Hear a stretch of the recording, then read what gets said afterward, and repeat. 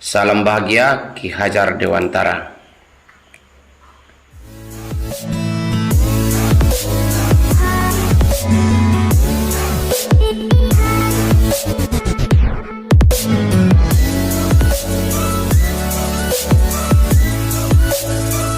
Assalamualaikum warahmatullahi wabarakatuh. Ketemu lagi bersama saya Ahmad Harun Batubara.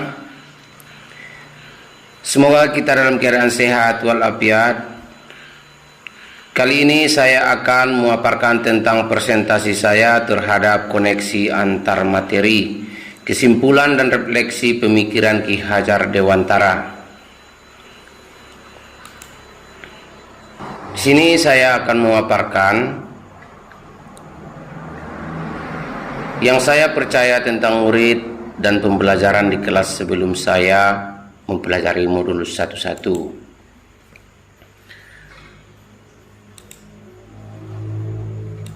Kemudian yang kedua, apa yang berubah dari pemikiran atau perilaku saya setelah mempelajari modul ini.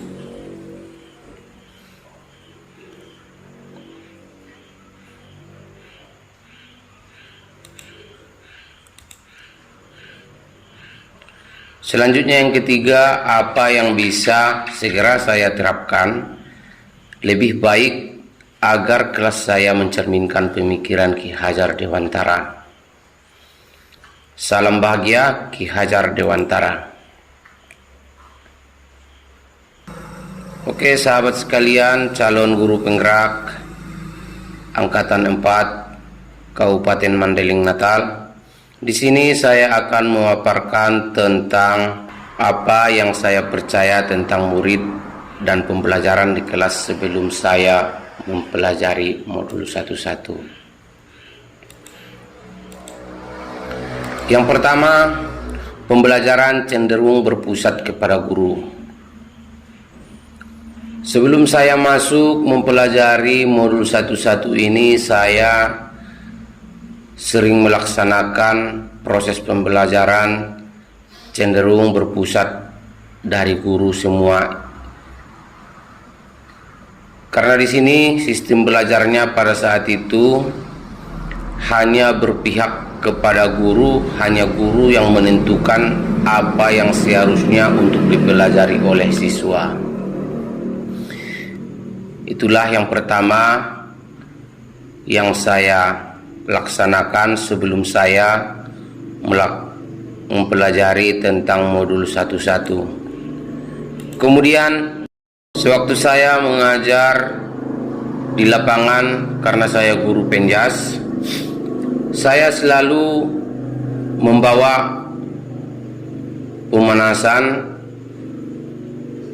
untuk diikuti oleh siswa dan siswi saya yang berada atau memandu tentang memberikan pemanasan refleksi.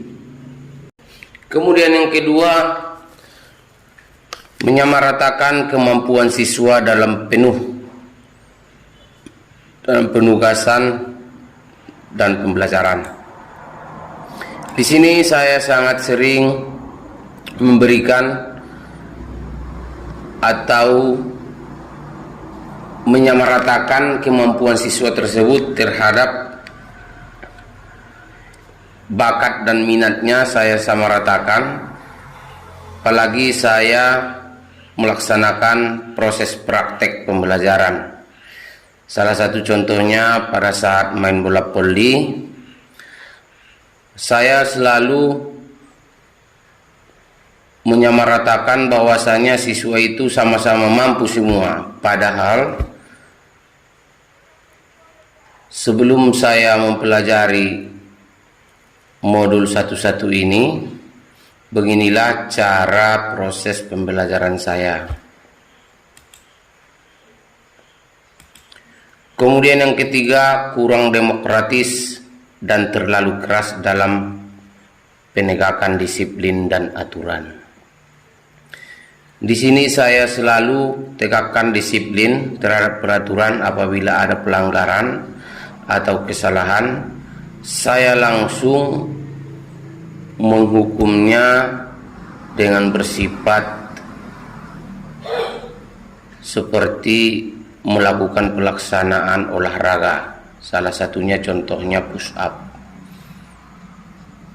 Dan saya tidak menerima saran atau alasan. Kemudian selanjutnya mengutamakan kemampuan kognitif ketimbang memperhatikan karakteristik dan kebutuhan siswanya. Di sini saya selalu mengutamakan kemampuan kognitif daripada memperhatikan karakteristik dan kebutuhan siswanya. Dan saya selalu tidak akan memilah-milahkan atau memberikan kesempatan kepada siswa saya. Ada sebagian siswa saya yang suka pada saat itu main bola voli, dan ada yang main sepak bola, dan ada permainan yang lain. Jadi karena saya di sini, sebelum saya masuk mempelajari modul 11 ini, saya selalu menekankan bahwasanya apa yang ada pada saat itu permainannya, itu yang harus dilaksanakan. Kemudian selanjutnya kurang melayani atau mengayomi dan belum menjadi fasilitator yang baik. Ini memang sangat saya sadari bahwasanya saya masih kurang mengayomi atau memenuhi kebutuhan-kebutuhan siswa dan siswi saya pada saat proses pembelajaran. Kemudian selanjutnya membatasi komunikasi dan hubungan antar guru dan siswa. Di sini saya sangat membatasi bahwasanya komunikasi antara siswa dan guru ini terkadang saya berpikir bahwasanya siswa tersebut hanya selalu berinteraksi atau memberikan komunikasi yang tidak sesuai dengan saya. Itu sebelum saya mempelajari tentang modul 11 Ki Hajar Dewantara. Itulah proses-proses yang saya alami sebelum saya mempelajari tentang modul 11 Ki Hajar Dewantara. Kemudian selanjutnya yang berubah dari pemikiran atau perilaku saya setelah mempelajari modul 11 ini, yang pertama, saya harus memperbaiki komunikasi agar tercipta kolaborasi antara guru dan siswa, dan menjalin hubungan untuk saling memberikan masukan dan saran dari guru dan siswa. Kemudian yang kedua, pendidikan dan kebudayaan adalah satu kesatuan yang tidak bisa dipisahkan.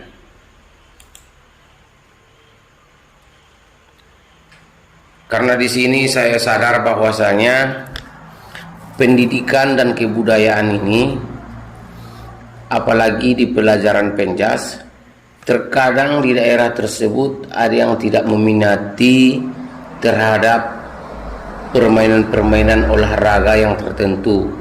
Misalnya di daerah sekolah saya, anak-anak siswa sangat meminati tentang sepak bola. Sementara yang lain juga meminati bola voli. Tapi lebih banyak halnya yang meminati sepak bola daripada bola voli.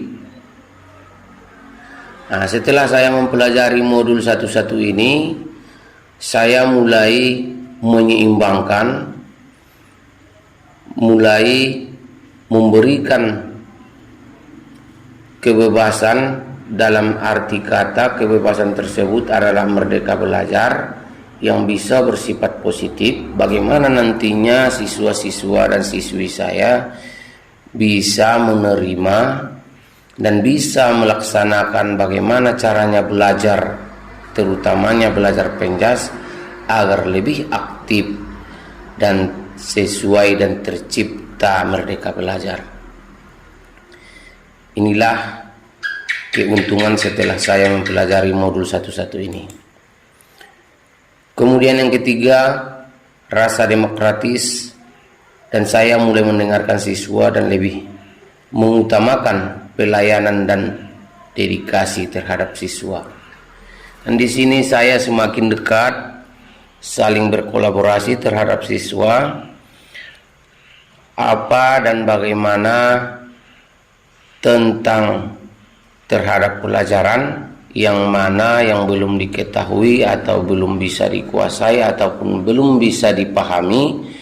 Kemudian saya sudah mulai menerima masukan-masukan dari siswa.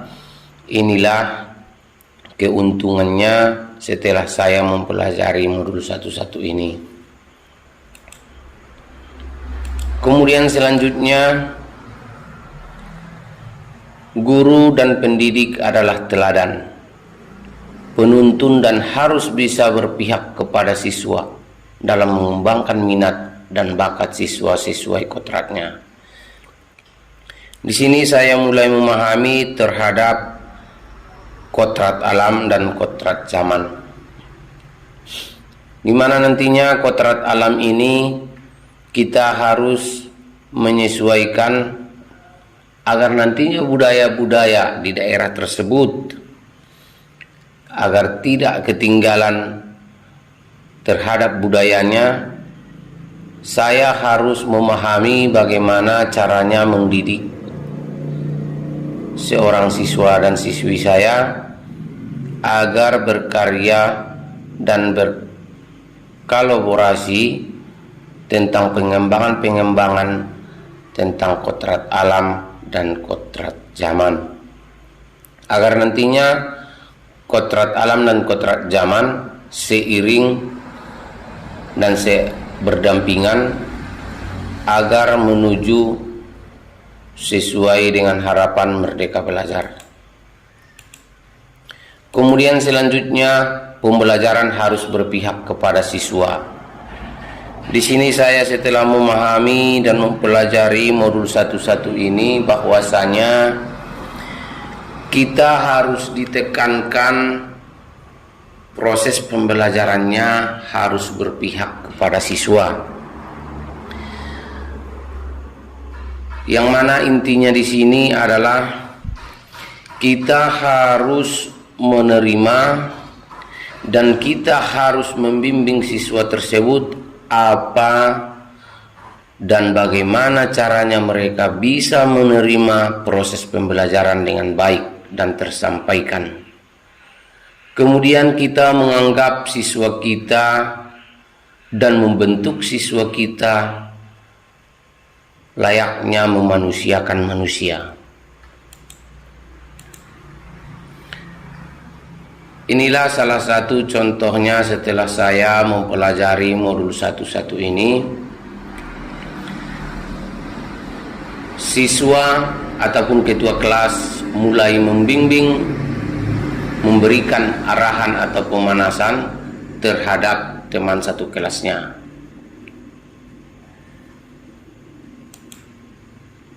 Kemudian siswa semakin aktif untuk bisa bermain terhadap pelajaran penjas, terutamanya di sini contohnya bola voli. Selanjutnya, apa yang bisa segera saya terapkan lebih baik agar kelas saya mencerminkan pemikiran Ki Hajar Dewantara. Yang pertama di sini saya harus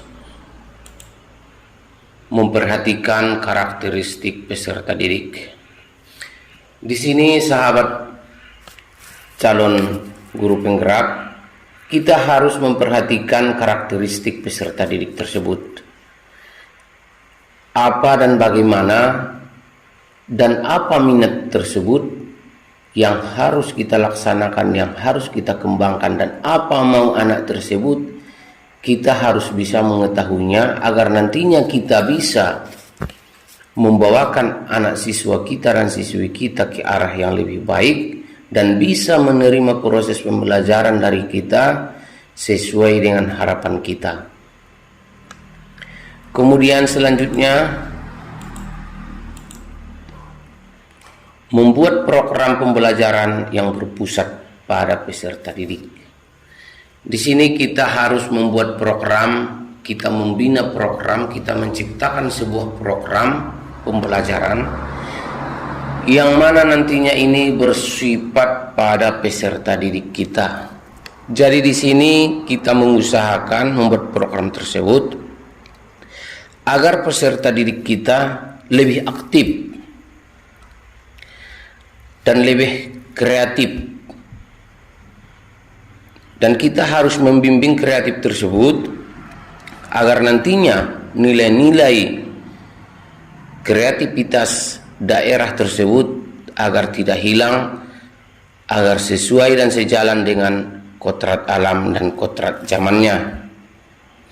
Dan peserta didik kita juga semakin aktif dan semakin berkembang untuk memakai ilmu teknologi di era 4.0 ini dan di abad 21 ini. Kemudian selanjutnya, kita harus menerapkan budaya yang demokratis dan bebas berpendapat dan kolaborasi. Di sini kita harus memberikan kebebasan kepada siswa kita agar mereka bisa memberikan pendapat mereka tentang bagaimanakah caranya mereka bisa menerima pelajaran tersebut dan untuk bisa secara leluasa untuk mengembangkan bakat dan kreativitas anak tersebut. Jadi di sini kita berikan kebebasan tersebut kepada anak siswa kita agar mereka semakin mampu dan semakin bisa untuk memberikan hal-hal yang terbaik terhadap diri mereka dan bisa mereka menciptakan apa yang terpendam terhadap kreativitas yang ingin mereka ciptakan. Kemudian selanjutnya, menanamkan pendidikan karakter dan pembiasaan praktek-praktek baik. Dan di sini apalagi saya guru olahraga, saya di sini harus menanamkan pendidikan karakter dan pembiasaan praktek-praktek baik. Saya akan membuatkan sebuah program atau ekstrakurikuler nantinya. Saya akan menghidupkan suasana kreatif atau hobi anak tersebut tentang terhadap pelajaran-pelajaran olahraga, yang mana nantinya ada yang memilih terhadap permainan bola voli. Saya akan membuatkan ekstranya. Kemudian selanjutnya, kalau ada nanti yang hobi terhadap sepak bola, saya juga akan membuatkan ekstranya. Dan begitu juga badminton, saya juga akan membuatkan ekstranya. Tapi dengan catatan, sekolah juga harus menyediakan sarana dan prasarana terhadap kegiatan-kegiatan tersebut, apalagi alat-alat yang semestinya harus ada terhadap proses pembelajaran di sekolah kita.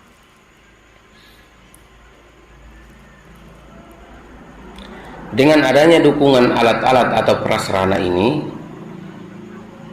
kemungkinan besar siswa kita semakin lebih aktif dan lebih kreatif untuk menciptakan suatu seni dan atau karya, dan semakin memantapkan terhadap hobi pada anak tersebut. Kemudian selanjutnya, menerapkan sistem AMONG dalam kelas pembelajaran.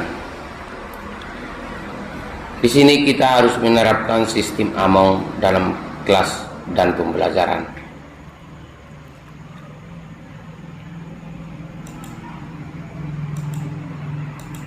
Kemudian selanjutnya membuat proses pembelajaran menjadi menyenangkan dan menciptakan strategi pembelajaran. Di sini kita harus membuatkan proses pembelajaran kita menjadi menyenangkan. Seperti kita harus menerapkan sistem Among tersebut. Kita usahakan bagaimana kita caranya agar peserta didik kita bisa nantinya menerima kita dan menyenangkan dan tidak membosankan, seperti halayaknya anak ayam dan induknya. Kemanapun induknya pergi, pasti anaknya mengikut. Kita usahakanlah seperti itu, agar nantinya suasana proses pembelajaran lebih aktif dan lebih berkarya dan lebih demokratis, agar terciptanya nanti proses pembelajaran yang sangat baik dan bernilai positif, sehingga terwujudnya nanti sistem belajar merdeka belajar. Kemudian kita harus menciptakan strategi pembelajaran. Kita harus melihat titik jenuh si anak.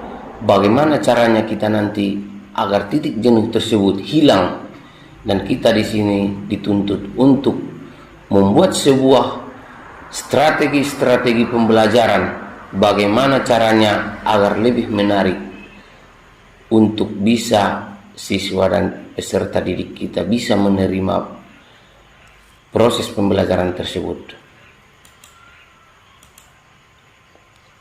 Terima kasih.